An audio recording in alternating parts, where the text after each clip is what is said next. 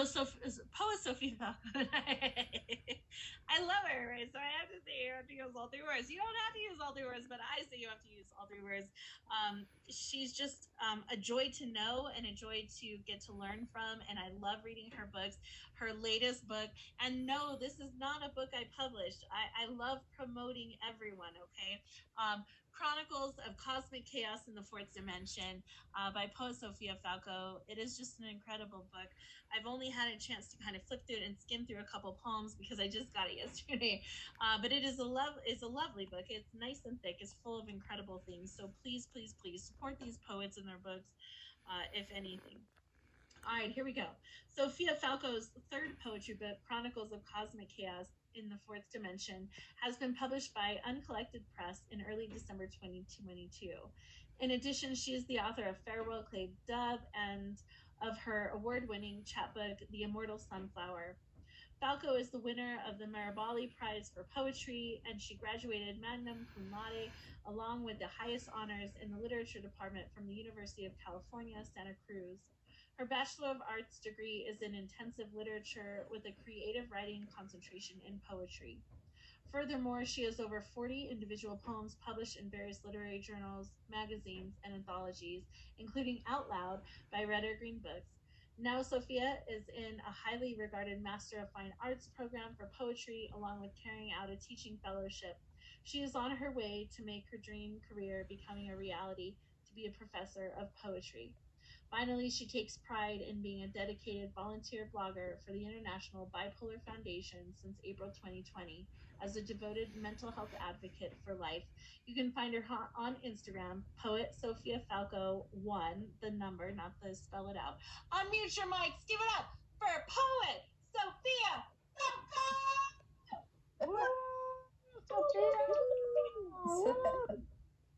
Awesome. Thank you for the opportunity. I just wrote a few notes down before we get started, sort of along the lines of what Marissa was talking about. So I want to appreciate the opportunity here, and I want to make an acknowledgement that there has been too many tragedies across our country. And I want to reiterate that your lives matter. And this is a shift towards what I'll be reading today as a preview. So a little about myself and my work. So I did think about ending my life, but something made me hold on. And as a mental health advocate, I openly live with bipolar disorder 1 and PTSD on the way to pave that we can do this with the right care, support, and treatment. And poetry has been integral to this and a lifesaver. And with a heavy heart, yet now it's time to turn towards poetry to ignite change, first within ourselves, then radiate outwards, and our words count. So please remember that. And I'll be reading some poems from my third book, Chronicles of Cosmic Chaos in the Fourth Dimension, published by Uncollected Press. I have some sticky notes on my book, and we'll just see what flows today. So the first one I want to start out with is going to be published by Strangers and Karma coming up. So I'm excited about that. Neighborhood Buddhist with Alzheimer's. Not from the heavens, but a sign from above, I spotted him sitting on a wooden bench at the park after reading the Buddhist on death row as he watched on my basketball taking flight with my right hand to shoot, my left as a guide on a hot streak completing around the world. I felt I was walking on the moon or walking on the sun, wishing for him to be the light to guide me, since still my crossover, unable to fake out the demons lurking, confided my secrets with Hoop. I jinxed myself, asked a question, he replied, never heard of it. Then started staring at my basketball, once bright color like the setting sun, fading away like my spirit now, the grip worn down, no longer can grasp without slipping out of my hands. Therefore, this is not always the teaching of impermanence. He whose name started with H or J, depending on who was addressing him, gave me a choice, invited me to his secret garden, poured soda in a glass with perhaps less soda than ice. Once they told me, smash ice cubes or hold on to them. I knew this would melt, becoming water, slipping through the spaces between my fingers, pondering the problems of the world with a grin with a stranger I called him a week later, and he could no longer remember my name. Thank you. That's poem 1. This is titled Spider Legs, after Tommy Orange. I would pluck the daddy long legs from the peeling yellow painted walls, placing them in my dollhouse. Out of rubber bands bedazzled with glitter, I created tiny leashes. Every morning for 223 days, I walked my spiders down the miniature flight of stairs, eventually taping them down before their escape. Spiders want me specifically in this 2-story house. Biting my legs at night, became infected with pus coming out the 4 red circles. No one else afflicted a trap and a home. Spider silk can be broken by the wind. Grief consumes my body, these bites treated painless, not my psyche, to embark for the journey of acceptance. This staircase does not lead me towards the light. Instead, into the dark basement covered in cobwebs, the answer lies in a web. A tree is not the right metaphor. I must now free myself from the silky strands that are shielding my eyes from being wide open. Thank you.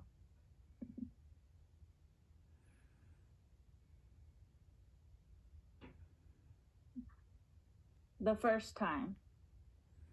The first time the world was fake, merely a blue-green marble that started to crack.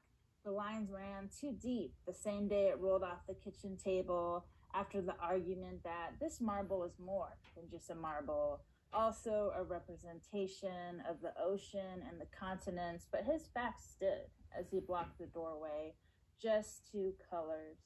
I became as small as the marble, as the 4 walls started to close in on me, shrinking as I buried my face in the hands that were no longer mine. Alone in my bedroom, feeling like the only human in the world. It just feels as if you're dying. Take the medication and go to bed. I complied after hanging up the phone, after having yelled, I'm dying in a safe town, then judging myself by myself, wondering the lasting mental image of the blue-green marble. It was just a marble. The first time I saw it, I am just a human when I look in the mirror.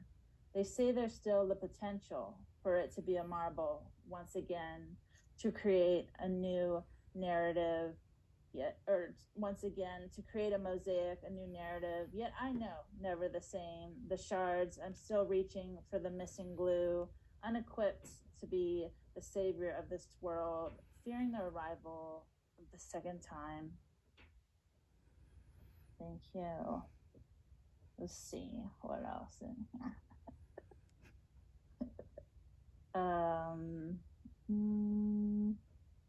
Okay, this was a late addition to my book, but I find it very important. This poem is titled Spectator. The era of simplicity no longer stands, as I am in the stands, merely a spectator, watching myself dressed and undressed, trying to decipher in the mirror if I somewhat resemble a man, wearing my flannel-deemed lumberjack shirt as a joke, as a power move, but owning no dresses. And as I dress myself, I think maybe my face yet.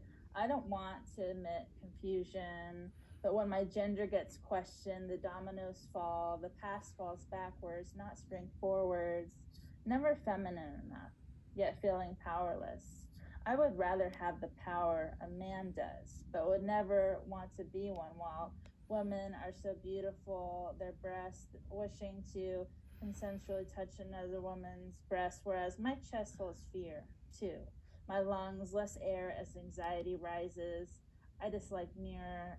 I hate seeing myself in photographs, and as I stand there, there is more than the physical, the distance.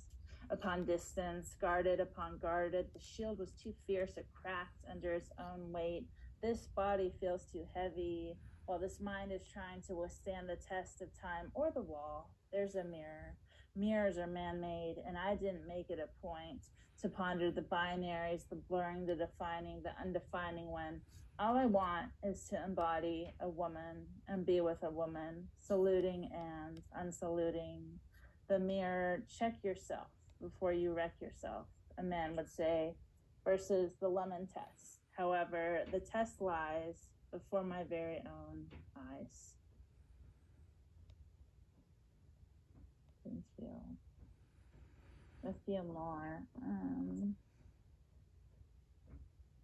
This one's titled Timely or Timeless.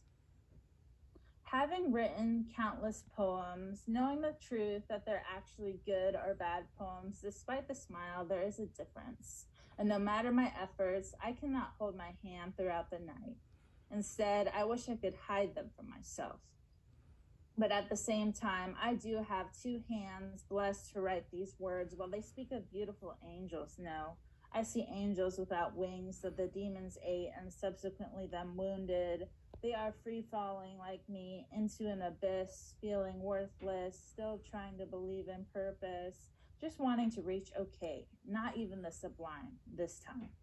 The creature with 4 legs who used to look at me with sparkling eyes, knowing when mine were heavy and full of sorrow, she is nowhere near, and there is nowhere to release my tears. The years are catching up to me. I was caught in a gigantic spider web full of thorns, cutting my skin, and I cannot cut out the suffering from my life. Removed, wishing, but the eraser broke, the pencil a stub. No more words left to be born or liberated, and the thing I believe in the most is not working.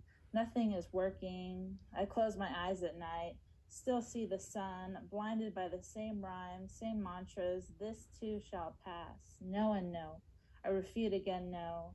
More than a decade later, counting down the minutes, counting down the seconds, sick of meds not working yet, sick of the broken compass, sick of the needle, sick of faltering, the fault in our stars, they say. And well, I say, I'm a shooting star, and there is no handbook on how to revive a shooting star. Thank you.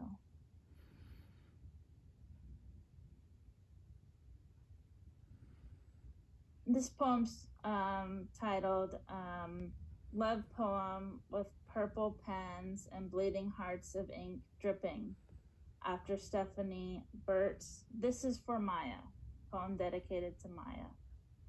I always text purple heart emojis, not red ones, afraid of love, even though this is composed of blue and red, so stemming from the same source, gravity towards but against war, yet feeling wounded. My closest friends know to send a purple heart, an act of bravery, of boldness, of beholding, and of being recognized for the struggle, whereas my mother figure sends me red hearts while I send her my art. But I, still feeling undeserving and wonder why she cares so much, wrote my poems dedicated to her in purple ink, high quality gel pen, as to not bleed through the page in this world full of hurt, red reminiscent of blood, and I cannot send a red heart to this day.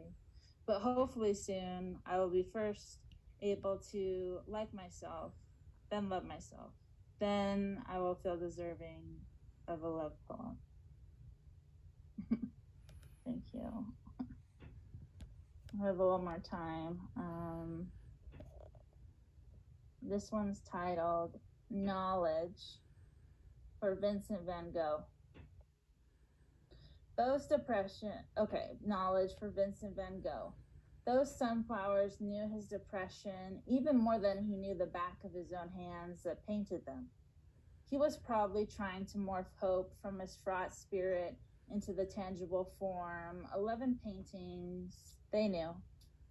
I know they were gently weeping when defaced by protesters, as his own hand once protested against his own being that he cut off his own ear, and the stars were a witness, for that matter, dark matter, those depressions. He didn't survive. Well, I have made it. I don't have survivor's guilt, or maybe I do. And just don't mess around with his paintings. Someone once asked me at a poetry reading, "Are you a painter?" No. I paint with words, but now treading cautiously on these approaching syllables to be born, writing slower as the sadness becomes more real. If I could ask him just one question, it would be, where's your safe place? Thank you. I think I'll do 2 more poems to close this out. They go together. Poetry is my prayer. I was the one who got away from myself, running and running, worn down countless pairs of running shoes, all colors over the years.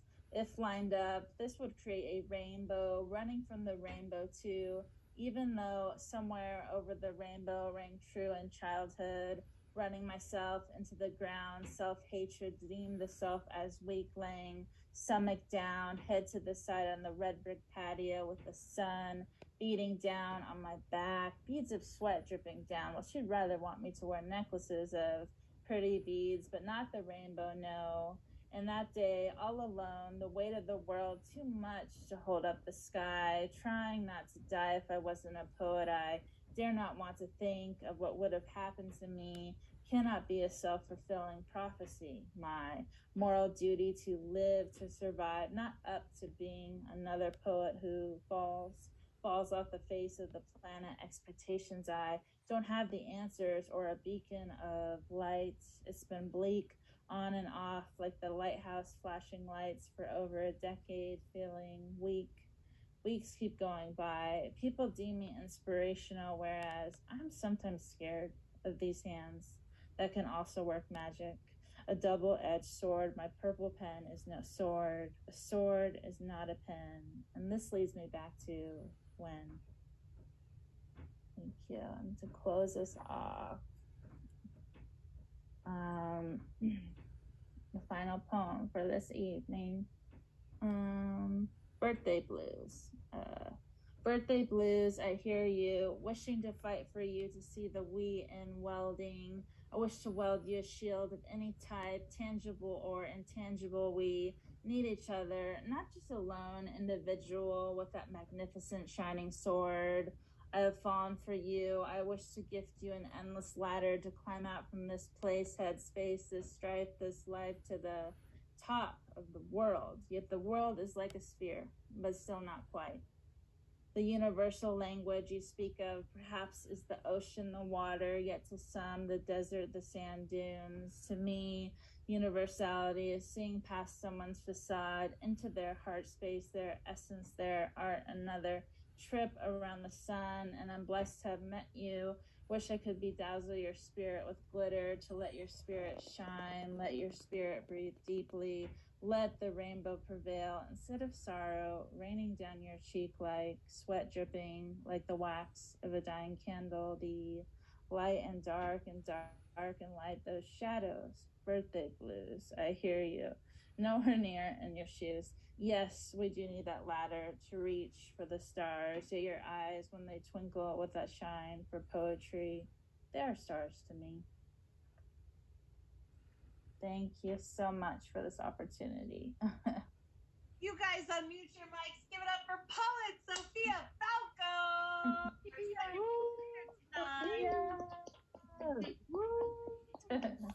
Amazing. Oh my goodness, I'm so excited, right? If we had the hat we were passing around, right? If we're a cafe or a brewery or in any sort of coffee shop, we would have the hat that would be going around, and we would ask the folks put a couple bucks in the hat, right? There's quite a bit. There's 20 people in the room right now. That's a lot of people. If everyone put $2 or $3 or $4 into the hat for these features, it would be an incredible tip for them. Sophia's, let me pull it up. Oh, Sophia, your cash handles are not on here. What's your Cash App, PayPal?